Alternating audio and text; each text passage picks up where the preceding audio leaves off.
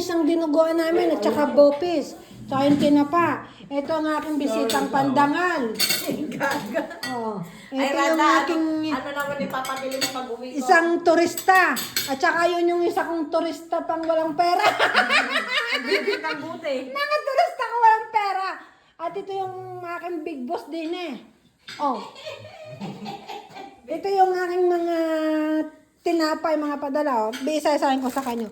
May tinapa, may budin, may Goldilocks macarons, may spasol, may roll na cheesecake, may hipon, may pinagong, balot, itlog na pula, may tikoy, may Indian mango, stir apple, tamales, pastillas.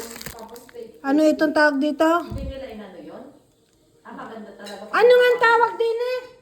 Bukayo. Bukayo, may panutsa. Ito bigay ng kaibigan ko.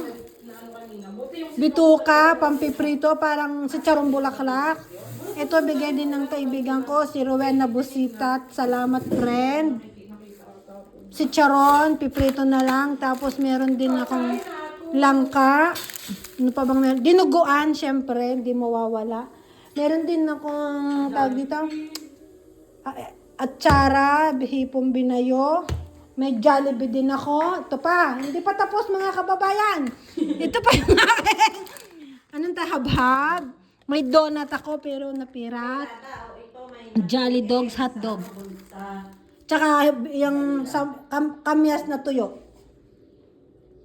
Yan lang naman ang aking padala. Ano ito kaldereta? Yes.